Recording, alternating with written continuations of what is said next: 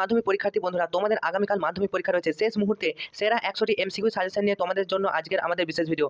হ্যাঁ বন্ধুরা, সেরা 100টি এমসিকিউ, তোমাদের সময় নষ্ট যাতে না হয় আমি একটু তাড়াতাড়ি বলবো, উত্তর সহ বলবো, একবার জাস্ট তোমরা দেখে নাও। অবরোহণ এবং আরোহণ প্রক্রিয়ার সম্মিলিত ফল কি? দেখো, অবরোহণ এবং আরোহণ প্রক্রিয়ার সম্মিলিত ফল হচ্ছে পর্যায়ন। তোমাদেরকে এটা ক্লিয়ার করে দিই, অবরোহণ আর আরোহণ জিনিসটা কি। দেখো, যখন ভূপৃষ্ঠের নিচু জায়গা ক্রমশ উঁচু হয় তখন তাকে বলবো আরোহণ, ঠিক আছে। যখন নিচে নেমে যাবে অর্থাৎ ক্রমশ ক্রমান্বয়ে ক্ষয়ের মাধ্যমে যখন নিচে নামে তখন বলবো অবরোহণ, আর যখন সমান হয়ে যায় তখন বলবো পর্যায়ন, ঠিক আছে। তাহলে অবরোহণ এবং আরোহণ প্রক্রিয়ার সম্মিলিত ফল হবে পর্যায়ন। ওকে, ওটা পর্যায়ন মানে সমতল হয়ে যাওয়া। এটুকু তোমাদেরকে ক্লিয়ার করলাম, একটু ভালো করে মন দিয়ে শুনবে তাহলে তোমরা পেরে যাবে। তারপর দেখো, মরুভূমির শুষ্ক নদীখাতকে কি বলে? মরুভূমির শুষ্ক নদীখাতকে বলবো ওয়াদি। ওকে, মরুভূমির শুষ্ক নদীখাতকে কি বলে? ওয়াদি। নেক্সট প্রশ্ন, পৃথিবীর অ্যালবেডোর গড় পরিমাপ কত? খুবই ইম্পর্টেন্ট প্রশ্ন। পৃথিবীর যে অ্যালবেডো রয়েছে তার 34% হচ্ছে গড় পরিমাণ। ওকে, মোট যে 34% পৃথিবীর অ্যালবেডো, এটা মনে রাখবে। বৃষ্টিপাতের সময় বায়ুর আপেক্ষিক আর্দ্রতা কত থাকে? দেখো, বৃষ্টিপাতের সময় বায়ুর আপেক্ষিক আর্দ্রতা 100% থাকে। যখন বৃষ্টি হয় তখন আর্দ্রতা 100% অর্থাৎ 100% থাকে। চলো, কেন্দ্রাতিক বলের প্রভাবে কোন জোয়ার সৃষ্টি হয়? কেন্দ্রাতিক বলের প্রভাবে এটা গৌণ জোয়ার সৃষ্টি হয়, এটা মনে রাখবে। কেন্দ্রাতিক বলের প্রভাবে গৌণ জোয়ার সৃষ্টি হয়। ল্যান্ডফিল থেকে উৎপন্ন গ্যাস কোনটি? খুব ইম্পর্টেন্ট, মিথেন। ল্যান্ডফিল থেকে উৎপন্ন গ্যাস হচ্ছে মিথেন। চলো, ভারতের উত্তরতম স্থানটির নাম কি? দেখো, উত্তরতম কন্যাকুমারিকা অন্তরীপ, এটা হচ্ছে ভারতের উত্তর। দক্ষিণতমটা তোমরা কমেন্ট করে জানাও। চলো, বৃষ্টির জল সংরক্ষণে অগ্রণী কোন রাজ্য? বৃষ্টির জল সংরক্ষণে প্রধান যে রাজ্যটা অগ্রণী আমাদের ভারতে তা হচ্ছে তামিলনাড়ু, মনে রাখবে। তামিলনাড়ু হচ্ছে বৃষ্টির জল সংরক্ষণে অগ্রণী রাজ্য। নেক্সট চলে আসবো, ভারতে কখন পশ্চিমী ঝঞ্ঝার প্রভাব দেখা যায়? দেখো, ভারতের শীতকালে কিন্তু কি হয়, পশ্চিমী ঝঞ্ঝার প্রভাব একটা দেখা যায়। কখন? শীতকালে। চলো, ভারতের বৃহত্তম রেল ইঞ্জিন কারখানাটি কোথায় গড়ে উঠেছে? চিত্তরঞ্জন লোকোমোটিভ অর্থাৎ চিত্তরঞ্জন, এটি কিন্তু চিত্তরঞ্জন ভারতের বৃহত্তম রেল ইঞ্জিন, এটা মনে রাখবে। তো নেক্সট প্রশ্ন, ভারতের ব্যস্ততম সড়কপথ কোনটি? ভারতের ব্যস্ততম সড়কপথ, সবচেয়ে ব্যস্ত, এটা হচ্ছে NH2 এই সড়কপথটি ভারতের ব্যস্ততম সড়কপথ। চলো, 2011 সালের আদমশুমারি অনুযায়ী ভারতে মহানগরের সংখ্যা কত? 2011 সালের আদমশুমারি অনুযায়ী ভারতে মহানগর ছিল কিন্তু 53টি, মনে রাখবে। 2011 সালে যখন জনগণনা হয়, আদমশুমারি হয়, তখন কিন্তু কি হয়েছিল যে ভারতে মহানগরের সংখ্যা ছিল 53টি। পরের প্রশ্ন, ভূবৈচিত্র্যসূচক মানচিত্র ভারতে তৈরি করে যে সংস্থা তার নাম কি? ভূবৈচিত্র্যসূচক মানচিত্র যে সংস্থা তৈরি করে তার নাম হচ্ছে ইসরো। তোমাদের ইসরোর পুরো নামটা কিন্তু অত্যন্ত গুরুত্বপূর্ণ, ISRO, Indian space research organisation. Okay, এটা তোমাদেরকে একটু পরে আসছে, প্রশ্নটা রেখেছি। পরের প্রশ্ন দেখো, অর্ধচন্দ্রাকার বালিয়ারি কি নামে পরিচিত? অর্ধচন্দ্রাকার বালিয়ারি, এটা হচ্ছে বারখান নামে পরিচিত, মনে থাকবে। তাহলে ভূবৈচিত্র্যসূচক মানচিত্র ভারতে তৈরি করে ইসরো। চলো, প্রাকৃতিক সৌরপর্দা বলা হয় বায়ুমণ্ডলে কোন স্তরকে? প্রাকৃতিক সৌরপর্দা, এটা বলা হচ্ছে বায়ুমণ্ডলে ওজোন স্তরকে প্রাকৃতিক সৌরপর্দা বলা হয়। চলো, নেক্সট প্রশ্ন, নদী মোহনা কেমন আকৃতি হলে বান ডাকার তীব্রতা প্রকট হয়? ফানেল আকৃতি যদি হয় নদী মোহনাটা, তাহলে বান ডাকার তীব্রতা প্রকট হয়। কি দূষণের ফলে মিনামাটা রোগ হয়? উত্তর হবে পারদ দূষণ। পারদ দূষণের ফলে মিনামাটা রোগ হয়। ভারতের তথ্য প্রযুক্তির রাজধানী কাকে বলে? Most important, Bangalore. ব্যাঙ্গালোর হলো ভারতের তথ্য প্রযুক্তির রাজধানী।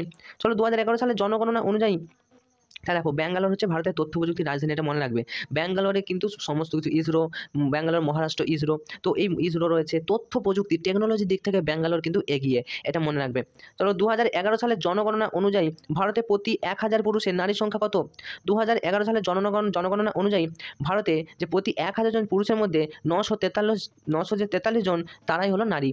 ওকে, তাহলে 1000 জন পুরুষের নারীর সংখ্যা, তো যদি 1000 জন পুরুষ হয় তাহলে 943 জন হবে নারী। এই অনুপাতে কিন্তু 2011 সালে ভারতের যে আদমশুমারি হয়েছিল বা জনগণনা হয়েছিল, এটা মনে রাখবে। নেক্সট প্রশ্ন চলে আসি, 20 নম্বর প্রশ্ন, উপগ্রহ চিত্রে বনভূমিকে কি রঙের দেখায়? উপগ্রহ চিত্রে বনভূমিকে কিন্তু লাল রঙের দেখায়। এগুলো মনে রাখতে হবে যে উপগ্রহ চিত্রে বনভূমিকে কীরকম দেখায়, ধান খাত বা শস্য ক্ষেত্রকে কীরকম দেখায়, জলকে কী রঙের দেখায়, এগুলো জাস্ট একটু ক্যাপচার করে নাও ভালো করে তোমাদের বই থেকে, টেক্সট বই থেকে। দেখো এগুলো। তারপরে প্রশ্ন, ধারণ অববাহিকা নদীর কোন অংশে দেখা যায়? ধারণ অববাহিকা নদীর উচ্চ বা পার্বত্য অংশে কিন্তু দেখা যায়। নেক্সট প্রশ্ন, সমুদ্রপৃষ্ঠে বায়ুর স্বাভাবিক চাপ কত মিলিবার? দেখো, সমুদ্রপৃষ্ঠে বায়ুর চাপ কিন্তু 1013.25 মিলিবার, এটা বারবার পরীক্ষায় আসে, একবার ভালো করে দেখে নাও। নেক্সট প্রশ্ন, কোন জলবায়ু অঞ্চলে বার্ষিক উষ্ণতার প্রসব সর্বনিম্ন? দেখো, সর্বনিম্ন নিরক্ষ, আমরা জানি নিরক্ষরেখার মান কি? 0 ডিগ্রি।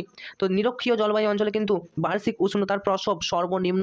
নেক্সট প্রশ্ন, গঙ্গা অ্যাকশন প্ল্যান, খুব ইম্পর্টেন্ট এই প্রশ্নটা। দেখো, গঙ্গা অ্যাকশন প্ল্যান কত সালে চালু হয়? 1986 গঙ্গা অ্যাকশন প্ল্যান চালু হয়। নেক্সট প্রশ্ন, কোন ফসলকে তৃষ্ণার্ত ফসল বলে? দেখো, তৃষ্ণার্ত ফসল বলবো ধান ও ইক্ষুকে।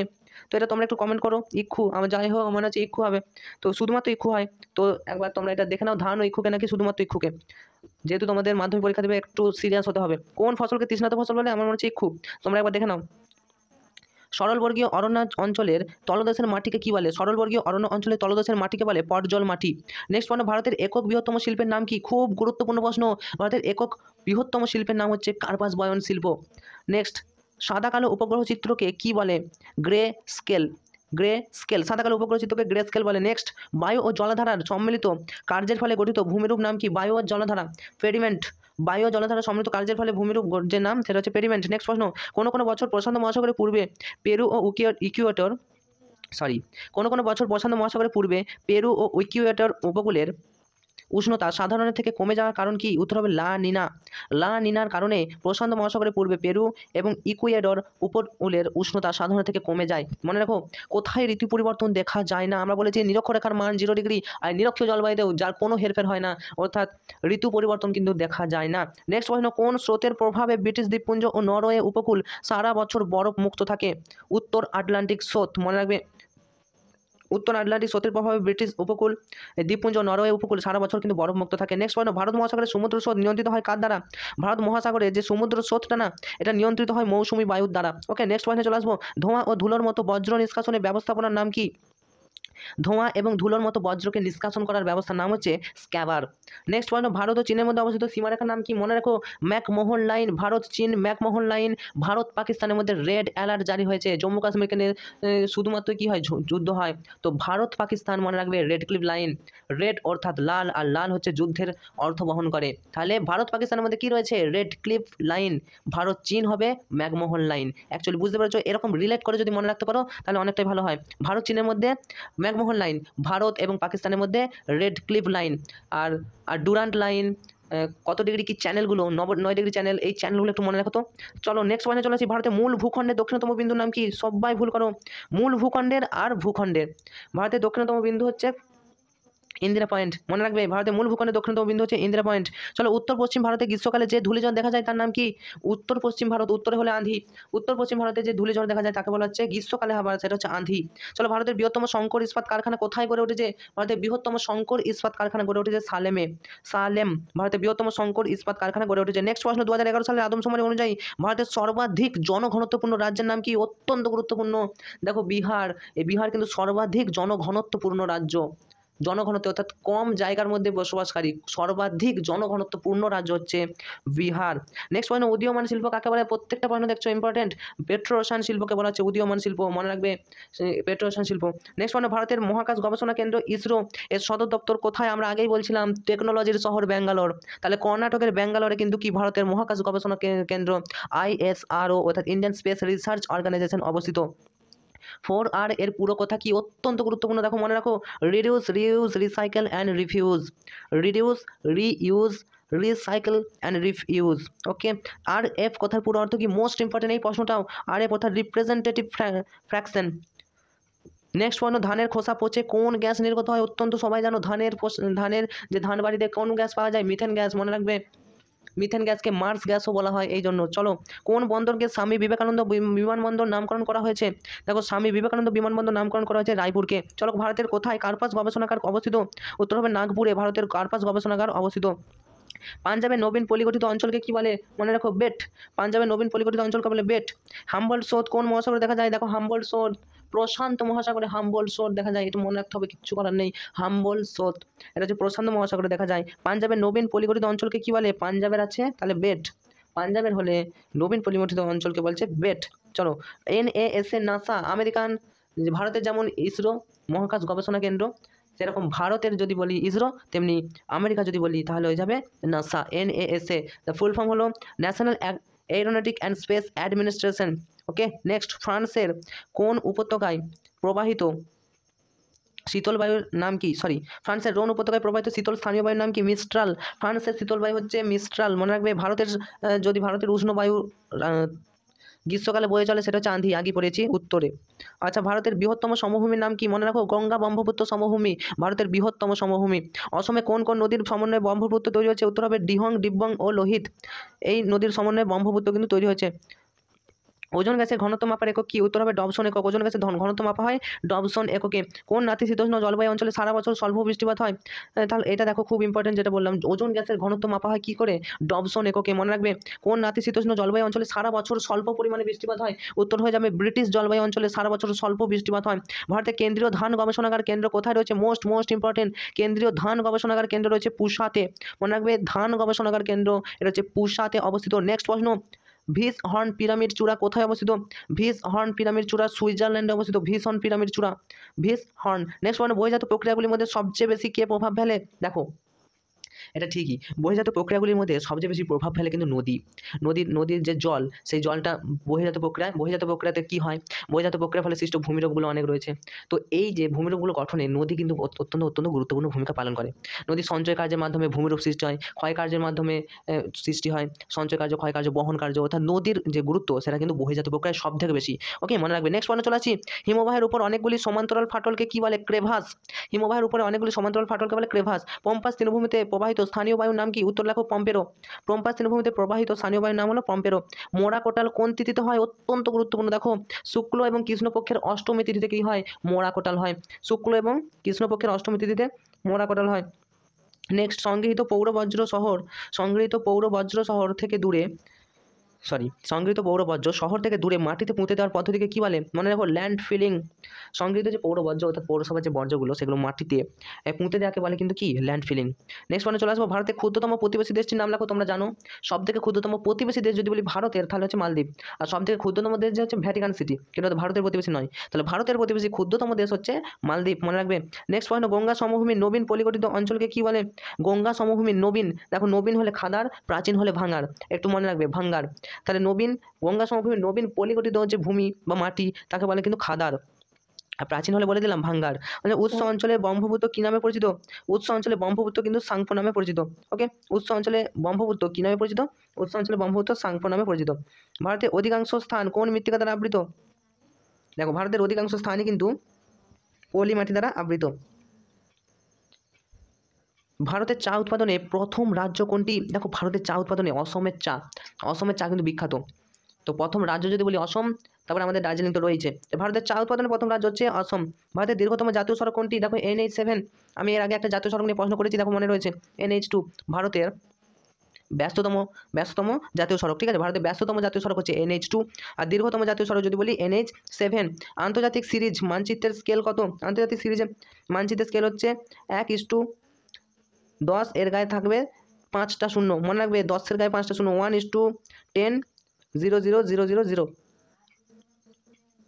10 লক্ষ। ওকে, তাহলে 1:10 লক্ষ, এটা মনে রাখবে আন্তর্জাতিক সিরিজ মানচিত্রের স্কেল। ওকে, গঙ্গা নদীর প্রধান উপনদীর নাম কি? দেখো গঙ্গা নদীর প্রধান উপনদী যমুনা। গঙ্গার প্রধান উপনদীর নাম কি? যমুনা। নেক্সট, ভারতের দীর্ঘতম হিমবাহের নাম কি? অত্যন্ত গুরুত্বপূর্ণ, সিয়াচেন হিমবাহ ভারতের দীর্ঘতম হিমবাহ। মেঘাচ্ছন্ন রাত্রি মেঘমুক্ত রাত্রির চেয়ে বেশি কি হয়? বেশি উষ্ণ হয়। মুখ্য জ্বরের প্রতিবাদ স্থানে কোন জ্বর হয়? মুখ্য জ্বরের প্রতিবাদ স্থানে হবে গৌণ জ্বর, এটা মনে রাখতে হবে। অকেজো মোবাইল কোন বর্জ্যের উদাহরণ? অকেজো মোবাইল বর্জ্যের উদাহরণ। হিমালয় পর্বতমালার নবীনতম অংশটি কী নামে পরিচিত? হিমালয় পর্বতমালার নবীনতম অংশটি হচ্ছে শিবালিক নামে পরিচিত। তো হিমালয় পর্বতমালার নবীনতম অংশ শিবালিক নামে পরিচিত। চলো নেক্সট প্রশ্ন, 2011 সালে আদমশুমারি অনুযায়ী ভারতের কোন রাজ্যের জনসংখ্যা সবথেকে বেশি? 2011 সালে আদমশুমারি অনুযায়ী সবথেকে জনসংখ্যা বেশি হচ্ছে উত্তরপ্রদেশ, মনে রাখবে ইউপি। উত্তরপ্রদেশ অর্থাৎ ভারতের জনসংখ্যা সবথেকে বেশি উত্তরপ্রদেশে আদমশুমারি অনুযায়ী। চলো নেক্সট প্রশ্ন, কী পদ্ধতি দ্বারা বরফ গলা জল তুষার কণায় পরিণত হয়? রেগুলেশন পদ্ধতিতে বরফ গলা জলটা কি হয়? তুষার কণায় পরিণত হয়ে যায়। নেক্সট প্রশ্ন, সমুদ্র স্রোত কয় প্রকার, কি কি? দেখো সমুদ্র স্রোত কিন্তু দুই প্রকার, একটা হচ্ছে উষ্ণ স্রোত এবং শীতল স্রোত। উষ্ণ স্রোত এবং শীতল স্রোত। ভারতের দুটি আগ্নেয়গিরির নাম লেখো, খুব ইম্পর্টেন্ট। ভারতের দুটি আগ্নেয়গিরি হলো ব্যারেন ও নারকন্ডাম। ভারতের দুটি আগ্নেয়গিরির নাম উল্লেখ করো দেখি। ভারতের দুটি আগ্নেয়গিরি হলো ব্যারেন এবং নারকন্ডাম। কোন অরণ্য চিরগোধূলি অরণ্য নামে পরিচিত? উত্তর হবে নিরক্ষীয় চিরহরিৎ অরণ্য, চিরগোধূলির অরণ্য নামে পরিচিত, নিরক্ষীয় চিরহরিৎ অরণ্য। নেক্সট প্রশ্ন চলে আসি, কোন মৃত্তিকা কার্পাস চাষের জন্য উপযুক্ত? উত্তর হবে কৃষ্ণ মৃত্তিকা, কার্পাস চাষের জন্য কিন্তু উপযুক্ত। তাহলে কোন মৃত্তিকা কার্পাস চাষের জন্য উপযুক্ত? কৃষ্ণ মৃত্তিকা কার্পাস চাষের জন্য উপযুক্ত। নেক্সট প্রশ্ন, ভারতের মহাকাশ গবেষণা সংস্থার নাম কি? ISRO, ইসরো। তোমাদেরকে আবার বলেছি, ভারতের মহাকাশ গবেষণা সংস্থা ইসরো। কার্পাস চাষ অর্থাৎ তুলা চাষের জন্য কোন মৃত্তিকা? অবশ্যই কৃষ্ণ মৃত্তিকা। নেক্সট প্রশ্ন, 82 নম্বর প্রশ্ন, সমুদ্র জলতলের সাপেক্ষে সম উচ্চতার সাধারণ তল গঠনের প্রক্রিয়াকে কি বলে? সমুদ্র জলতলের সাপেক্ষে ভূমির সম উচ্চতা, আমি আগেই বলেছি ভূমি যদি সমান হয় তাহলে কিন্তু পর্যায়ন বলে। ওকে, সাধারণ তল গঠনের প্রক্রিয়াকে বলে পর্যায়। নেক্সট প্রশ্ন চলে আসবো, উচ্চ অক্ষাংশীয় অঞ্চলে সমুদ্র জলে মগ্ন হিমদ্রোণীগুলিকে কি বলে? উচ্চ অক্ষাংশীয় অঞ্চলে সমুদ্র জলে মগ্ন হিমদ্রোণীকে বলে ফিয়র্ড। নেক্সট, কোন জলবায়ুতে ক্রান্তীয় শীতকাল দেখা যায়? দেখো, কোন জলবায়ুতে ক্রান্তীয় শীতকাল দেখা যায়? উত্তর হবে নিরক্ষীয় জলবায়ুতে ক্রান্তীয় শীতকাল দেখা যায়। চলো নেক্সট প্রশ্ন, জৈব অভঙ্গুর পদার্থের উদাহরণ দাও। জৈব অথচ অভঙ্গুর পদার্থ হচ্ছে তুলো। নেক্সট প্রশ্ন, ভারতের ক্ষুদ্রতম অঙ্গরাজ্যটির নাম কি? সব থেকে ক্ষুদ্রতম তোমরা জেনে থাকবে, গোয়া হলো ভারতের সব থেকে ছোট রাজ্য। নেক্সট প্রশ্ন, পুলিকট হ্রদ কোন রাজ্যে অবস্থিত? দেখো, পুলিকট হ্রদ এটা কিন্তু তামিলনাড়ুতে অবস্থিত। নেক্সট প্রশ্ন, জাফরান চাষ কোন রাজ্যে হয়? হ্যাঁ, এটা তোমরা জেনে থাকবে, জাফরান কিন্তু অত্যন্ত দামি একটা ফসল বলতে পারো। তো এই জাফরান কিন্তু শুধুমাত্র জম্মু কাশ্মীরে হয়। নেক্সট প্রশ্ন চলে আসছে, উপকূল অঞ্চলে গড়ে ওঠা লৌহ ইস্পাত কেন্দ্রটির নাম কি? উপকূল অঞ্চলে গড়ে ওঠা লৌহ ইস্পাত কেন্দ্রটির নাম হলো বিশাখাপত্তনম। নেক্সট, লু কখন প্রবাহিত হয়? দেখো, গ্রীষ্মকালে দুপুরবেলায় লু প্রবাহিত হয়। তো লু কখন প্রবাহিত হয়? গ্রীষ্মকালে দুপুরবেলায় কিন্তু লু প্রবাহিত হয়। নেক্সট প্রশ্ন, একটি উষ্ণ স্রোতের নাম লেখো। দেখো, ব্রাজিল স্রোত হলো একটি উষ্ণ স্রোত। তাহলে একটি উষ্ণ স্রোতের নাম লেখো, ব্রাজিল স্রোত হলো একটি উষ্ণ স্রোত। নেক্সট প্রশ্ন, মিলিয়ন সিটের বিস্তৃতি কত? 4 ডিগ্রি গুণিত 4 ডিগ্রিকে বলা হচ্ছে মিলিয়ন সিটের বিস্তৃতি। তাই মিলিয়ন সিটের বিস্তৃতি কত? 4 ডিগ্রি ইন্টু 4 ডিগ্রি। নেক্সট প্রশ্ন, হিমবাহ উপত্যকার আকৃতি কীরূপ হয়? হিমবাহ উপত্যকার আকৃতি কিন্তু হয় ইউ আকৃতির। তাই হিমবাহ উপত্যকার আকৃতি কীরকম হয়? হিমবাহ উপত্যকার আকৃতি হয় ইউ আকৃতির। নেক্সট প্রশ্ন, ভূ বৈচিত্র্য সূচক মানচিত্রে নদী বোঝাতে কী রং ব্যবহার করা হয়? দেখো, আগেই আমরা বললাম যে বনভূমিকে কিন্তু লাল রঙে দেখায়। ভূ বৈচিত্র্য সূচক মানচিত্রে বনভূমিকে লাল রঙে দেখায়, ভূ বৈচিত্র্য সূচক মানচিত্রে নদীকে কিন্তু নীল রঙে দেখায়। এটা মনে রাখবে। হিমবাহ আকৃতির উপত্যকার আকৃতির কীরূপ? হচ্ছে ইউ আকৃতি। নেক্সট প্রশ্ন চলে যাবো 95 নম্বর প্রশ্ন, একটি তীক্ষ্ণাগ্র বদ্বীপের নাম লেখো। স্পেনের এব্রো, এটা হচ্ছে তীক্ষ্ণাক্ষ বদ্বীপের একটি নাম। নেক্সট প্রশ্ন, ISRO, তোমাদেরকে বলেছিলাম ইসরো এর পুরো কথাটা একবার লিখে নিতে। এটি ভারতীয় মহাকাশ গবেষণা সংস্থা এবং ভারতীয় মহাকাশ গবেষণা সংস্থা এবং এটি কর্ণাটকের, কোথায় বলেছিলাম, ব্যাঙ্গালোর। ওকে, কর্ণাটকের ব্যাঙ্গালোরে অবস্থিত ইসরো। এই ইসরোর ফুল ফর্ম হচ্ছে ইন্ডিয়ান স্পেস রিসার্চ অর্গানাইজেশন। চলো, একটি শীতল মরুভূমির নাম লেখো। একটি শীতল মরুভূমি হলো গোবি মরুভূমি, ভারতের একটি শীতল মরুভূমি গোবি মরুভূমি। নেক্সট প্রশ্ন, একটি জৈব বর্জ্যের নাম লেখো। একটি জৈব বর্জ্য, দেখো জৈব অথচ বর্জ্য পদার্থ হচ্ছে আমাদের গৃহস্থলীর যে আবর্জনাগুলো, তার মধ্যে শাকসবজির খোসা, এটা হচ্ছে জৈব বর্জ্যের একটি উদাহরণ। চলো নেক্সট প্রশ্ন, 99, ভারতের দীর্ঘতম সেচ খালের নাম কি? ভারতের দীর্ঘতম সেচ খালের নাম হচ্ছে ইন্দিরা গান্ধী খাল। এবং আজকের শেষ প্রশ্ন, কুমায়ুন হিমালয়ের একটি তালের নাম লেখো। কুমায়ুন হিমালয়ের একটি তালের নাম হচ্ছে নৈনিতাল। তো এই প্রশ্ন সবগুলো করলেই কি তোমাদের প্র্যাকটিস হয়ে যাবে? অবশ্যই না, তোমরা ভালো করে টেক্সট বই খুঁটিয়ে পড়ো। পাশাপাশি এই প্রশ্নগুলো সেরা সেরা প্রশ্ন ছিল, তাই এই প্রশ্নগুলো ভালোভাবে একবার প্র্যাকটিস করে যাও। শেষ মুহূর্তে মাধ্যমিকের লাস্ট মিনিট ভূগোল সাজেশন আমরা ইতিমধ্যে আপলোড করে দিয়েছি আমাদের চ্যানেলে। বড় প্রশ্নটা একবার দেখে নাও, যেখানে 2 নম্বর, 5 নম্বর এবং 4 নম্বরের প্রশ্ন আলোচনা করা হয়েছে। তোমাদের মাধ্যমিক ভূগোল পরীক্ষা খুব ভালো হবে, এই শুভকামনা জানিয়ে আজকের মতো ভিডিওটা এখানে শেষ করছি। তোমাদের যদি কোনো প্রশ্ন থাকে, কোনো ডাউট থাকে, বা তোমরা আর কোন সাজেশন পেতে চাও, অবশ্যই কমেন্ট করে জানিও। আজকের মতো ভিডিওটা এখানে শেষ করলাম। Enjoy exam, all the best.